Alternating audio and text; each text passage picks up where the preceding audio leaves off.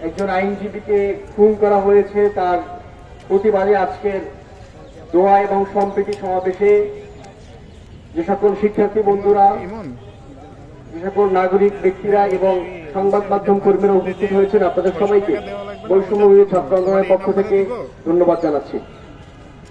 বন্ধুগণ, আমরা গভীর উদ্বেগের সঙ্গে গতকালকে লক্ষ্য করেছি যে একজন ব্যক্তি যাকে গ্রেফতার করা হয়েছে রাষ্ট্রদ্রোহী এবং দেশদ্রোহী কর্মকাণ্ডের কারণে, তার সেই রাষ্ট্রদ্রোহিতা এবং দেশদ্রোহিতাকে একটি সংখ্যালঘু এবং ধর্মীয় ইস্যু হিসেবে পরিচালিত করে তার মাধ্যমে দেশে নৈরাজ্য সৃষ্টি করার প্রচেষ্টা চালানো হচ্ছে।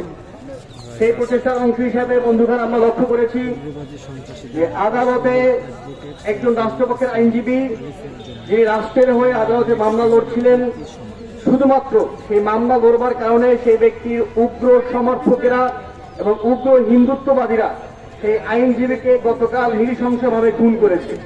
আমরা বৈষম্য বিরোধী ছাত্র আন্দোলনের পক্ষ থেকে বাংলাদেশের ছাত্ররা, নাগরিকরা এই খুনের, এই হত্যাকাণ্ডের তীব্র নিন্দা এবং প্রতিবাদ জানাচ্ছি। বন্ধুগণ, আমাদের লক্ষ্য রাখতে হবে, আমরা গত 5ই আগস্ট বাংলাদেশের ছাত্র জনতার গণ আন্দোলনে, গণ অভ্যুত্থানের মাধ্যমে দেশে প্রায় 1.5 যুগ ধরে ছেকে বসা স্বৈরাচারকে দেশ থেকে পালিয়ে যেতে বাধ্য করেছি। কিন্তু একই সঙ্গে আমরা লক্ষ্য করেছি সেই পতিত স্বৈরাচারের বিভিন্ন রকমের দোসররা দেশে এবং বিদেশে এখনো দেশের মধ্যে একটা অস্থিতিকর পরিস্থিতি সৃষ্টির জন্য বারবার বিভিন্নভাবে চেষ্টা করে যাচ্ছে। আমরা দেখেছি তারা একবার আনসার হয়ে ফিরে এসেছে, তারা একবার রিক্সার ড্রাইভার হয়ে ফিরে এসেছে, আমরা সর্বশেষ দেখছি তারা হিন্দুত্ববাদী হয়ে ফিরে এসেছে। বন্ধুগণ, আমরা দেখেছি সেই সকল ব্যক্তিরা যারা গতকাল অ্যাডভোকেট সাইফুল ইসলাম মানিককে জবাই করে হত্যা করেছে, আমরা মনে করি এটা একই সঙ্গে আওয়ামী ফ্যাসিস্টদের চাল এবং ভারতীয় হিন্দুত্ববাদী মোদী সরকারের প্রভাব এখানে রয়েছে বলে আমরা মনে করি। বন্ধুগণ, আমাদের স্পষ্টভাবে এই কথা বলতে হবে এবং এই কথা বাংলাদেশের প্রত্যেকটি নাগরিককে উপলব্ধি করতে হবে যে এখানে হিন্দু হোক, মুসলিম হোক, বৌদ্ধ হোক, খ্রিস্টান হোক, আমরা সবাই বাংলাদেশ প্রশ্নে এক। আমরা সবাই বাংলাদেশের নাগরিক।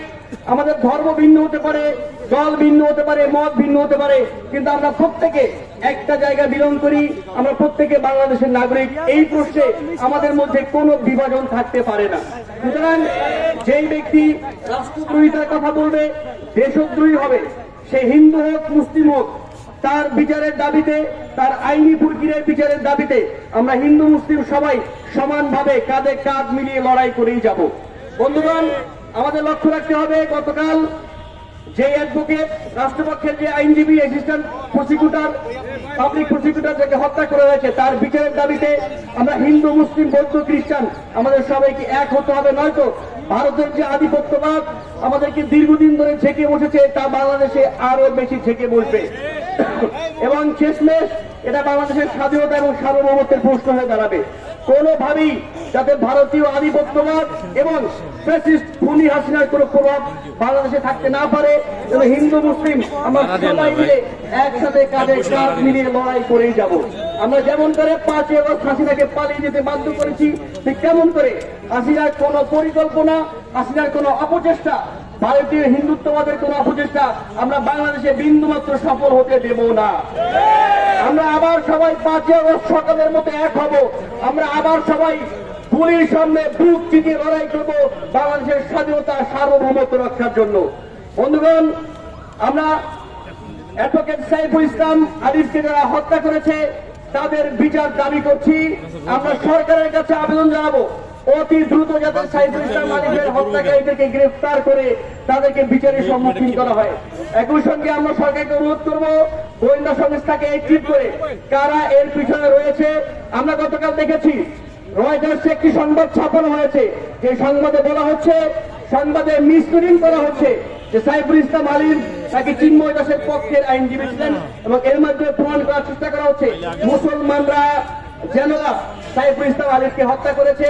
আমরা রয়টার্সের এবং অন্যান্য ভারতীয় সংবাদ মাধ্যমের এমন নিন্দনীয় কর্মকাণ্ডের তীব্র প্রতিবাদ জানাচ্ছি।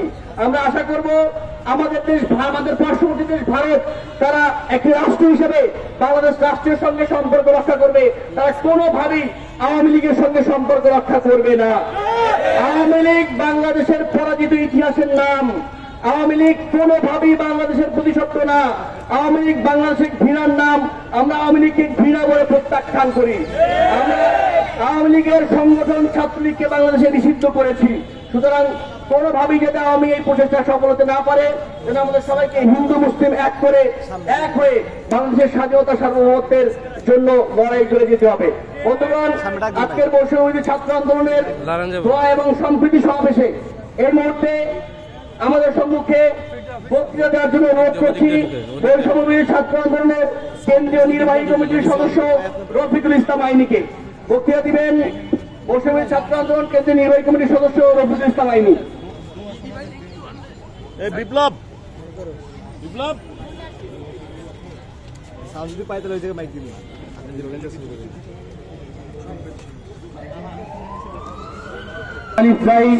এর জন্য দোয়া এবং সমৃদ্ধি সমাবেশে সকলকে ধন্যবাদ জানাচ্ছি।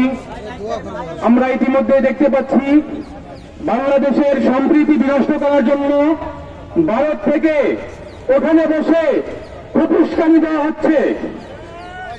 বাংলাদেশের সমৃদ্ধি বিনষ্ট করার জন্য যারা অপপ্রচার করছে, অপচেষ্টা চালাচ্ছে, তাদেরকে আমরা ছাত্র এবং জনতা কঠিনভাবে দমন করবো, প্রতিহত করব। আমরা আমাদের প্রিয় ভাই সাইফুল ইসলাম আলিফ ভাইয়ের উপর যারা নির্মমভাবে হত্যা করেছে তাকে তার তীব্র নিন্দা এবং প্রতিবাদ জানাচ্ছি এবং ওই জায়গা থেকে ঘোষণা করছি অনতি বিলম্বে সাইফুল ইসলাম আলিফ ভাইয়ের হত্যাকারীদেরকে ধরে গ্রেপ্তার করে দৃষ্টান্তমূলক ফাঁসির শাস্তি কার্যকর করতে হবে। ভারতে বসে যদি কেউ উস্কানি দেয় আর সেই উস্কানিতে যদি কোন সংগঠন, সেটা ইসলাম হোক এবং যে কোনো সংগঠনের হত্যা কেন, সেটাতে যদি অংশগ্রহণ করে বাংলাদেশের সমৃদ্ধি নষ্ট করতে চাই, তাহলে এদেশের ছাত্র জনতা কাউকে ছাড় দিবে না। আমরা স্পষ্ট ভাষায় বলতে চাই, চিন্ময় কৃষ্ণ শাহ সে একটা রাষ্ট্রদ্রোহী, তাকে বাংলাদেশের ছাত্র জনতা কোনোভাবে ছাড় দিবে না। এগুলোর পিছনে তার গভীর ষড়যন্ত্র রয়েছে, তাকে দৃষ্টান্তমূলক শাস্তি দিতে হবে। চিন্ময় কৃষ্ণ শাহকে তদন্তপূর্বক গভীর ষড়যন্ত্রের বিরুদ্ধে তার যে চলমান প্রক্রিয়া, সেটা রোধ করে তদন্ত করে তাকে শাস্তির আওতায় আনতে হবে। আমরা আবারও আমাদের সাইফুল ইসলাম আলিফ ভাইয়ের উপর যারা নির্মম হত্যা চালিয়েছে, জবাই করেছে, সম্প্রীতি নষ্ট করার চেষ্টা করেছে, তাদের বিচারের দাবি নিশ্চিত করার জন্য আহ্বান জানাচ্ছি। আমরা আবারও সতর্ক করে দিতে চাই, ইন্ডিয়া যদি বাংলাদেশের উপর কোনো হস্তক্ষেপ করতে চাই, তাহলে বাংলাদেশের ছাত্র জনতা আবহাওয়ার জনসাধারণ কেউ তাদেরকে ছাড় দিবে না। আমরা সনাতনী ধর্ম ভাইদের প্রতি সহানুভূতিশীল, আমরা মুসলমান ভাইদের প্রতি সহানুভূতিশীল, কিন্তু যদি কোন উগ্র সংগঠন বাংলাদেশের সমৃদ্ধি নষ্ট করতে চাই, তাহলে আমরা বলব সেই সংগঠনকে বাংলাদেশের জমিন থেকে বিদায় নিতে হবে, সেই সংগঠনকে ইসলামকে নিষিদ্ধ করতে হবে। কোন উগ্রবাদী সংগঠনের জায়গা এই বাংলার জমিনে হবে না। ধন্যবাদ সবাইকে।